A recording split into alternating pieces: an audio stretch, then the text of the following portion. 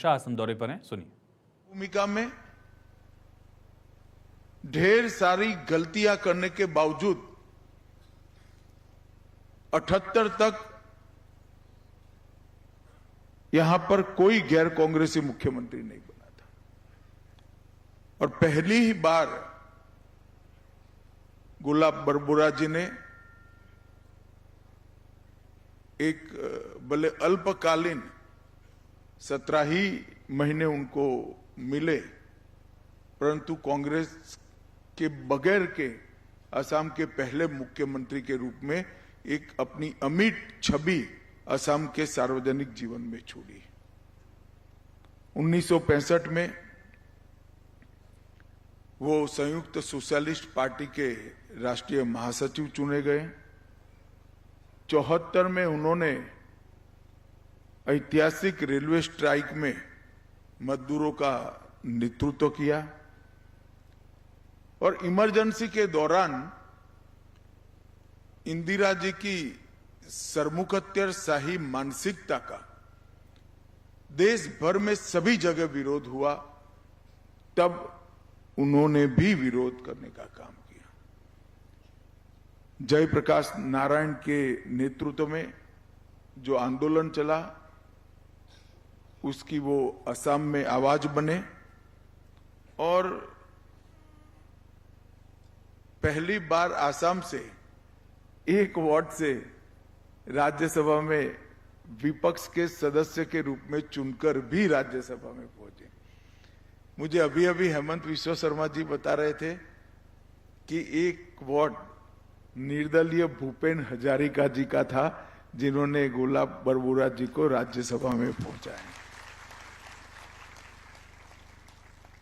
मैं तो हेमंत विश्व शर्मा जी को और भाजपा असम गण परिषद की सरकार को भी बहुत साधुवाद देना चाहता हूं, अभिनंदन करना चाहता हूं, क्योंकि जब से इंदिरा जी ने इस देश की कमान संभाली, अपने परिवार के अलावे किसी भी व्यक्ति के योगदान को ना देश में मंच मिला, ना सम्मान मिला।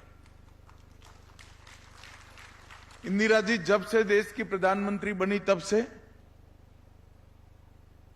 देश में जितनी भी योजनाएं आई, जितने भी स्मारक बने, जितनी भी शताब्दियां, 1.5 शताब्दियां मनाई गई, या तो जवाहरलाल नेहरू जी की थी, या तो इंदिरा जी की स्वयं की थी, या बाद में राजीव जी की आई, और कभी कभार संजय जी के नाम से भी कई सारे कार्यक्रम हो गए। परंतु इतने बड़े विशाल देश के अंदर, अनेक संस्कृतियों को समाविष्ट करने वाले देश के अंदर भांति भांति के लोग, कई अनजान लोगों ने कई क्षेत्रों में देश को आगे बढ़ाने के लिए, देश को नई ऊंचाइयां देने के लिए योगदान किया। न उनका सम्मान हुआ, न मंच मिला। एक प्रकार से हमारा सार्वजनिक जीवन अपनों के अलावे किसी का सम्मान करने के लिए तंग दिल नजर आने लगा। जो भी आया उसने अपनी पार्टी, अपनी विचारधारा का सम्मान किया। नरेंद्र मोदी जी ने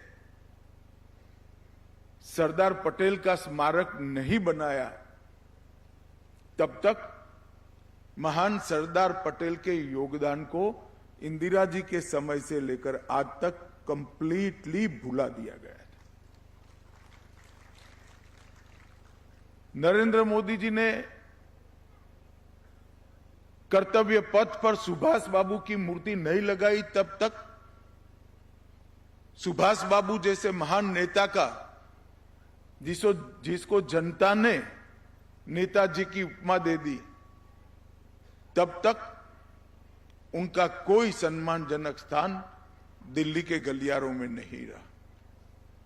और गोपीनाथ जी को भी भारत रत्न तभी मिला जब कांग्रेस सत्ता में नहीं रही।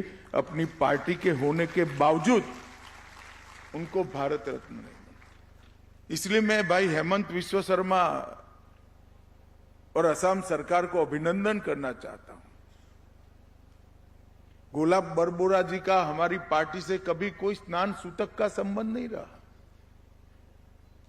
वो पूरा जीवन समाजवादी विचारधारा के अंतर्गत जिए, समाजवादी विचारधारा के सिद्धांतों के आधार पर है।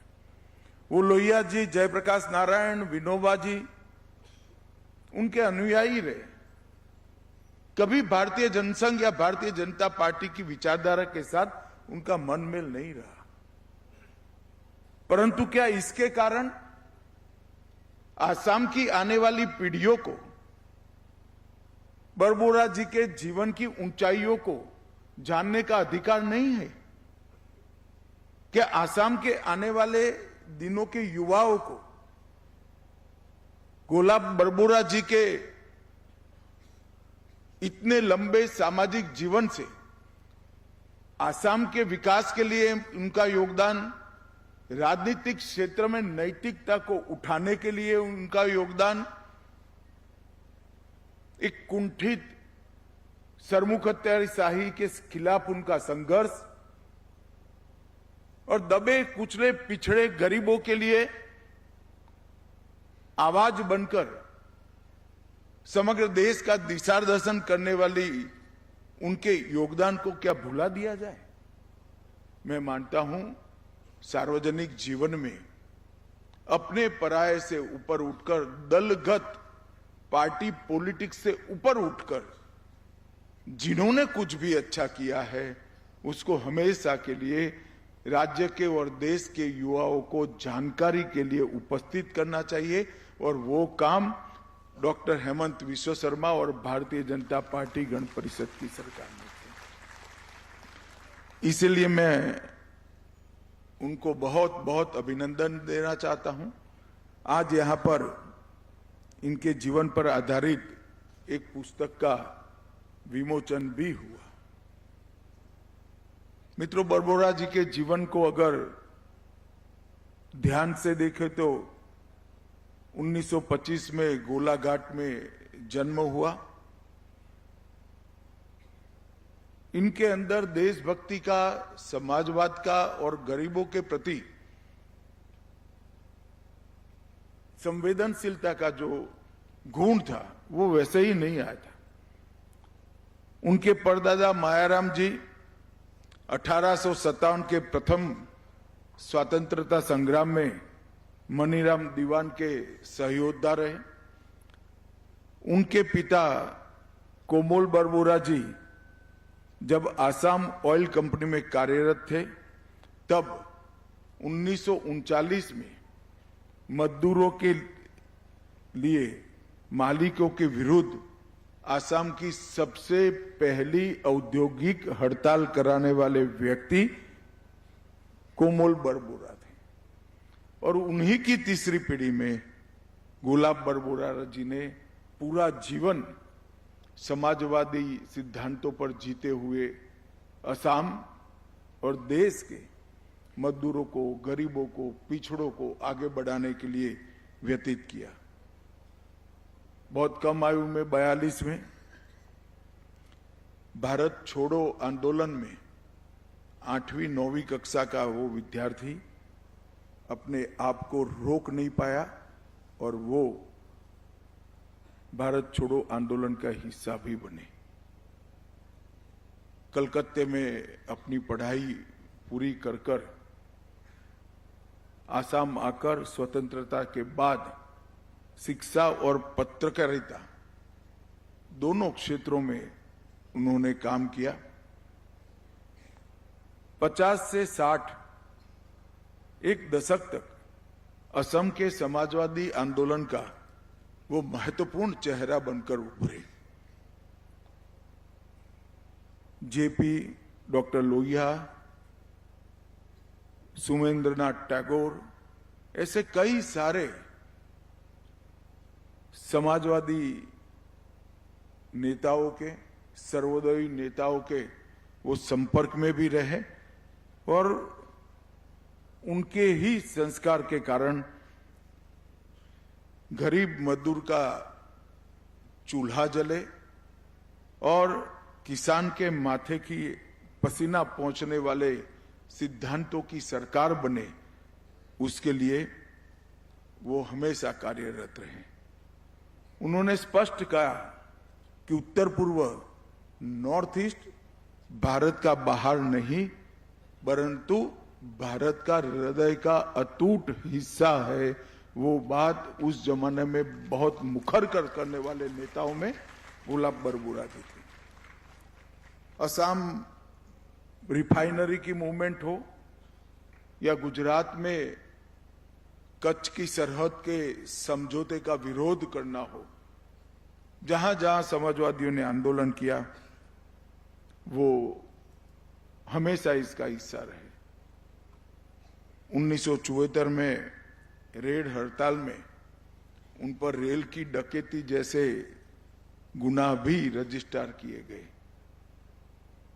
और गुलाब बरबुरा जी एक ऐसे नेता थे जो इमरजेंसी में सबसे पहले जेल में जाने वाले नेताओं में थे और इमरजेंसी उठने के बाद सबसे अंतिम बाहर आने वाले नेताओं में थे।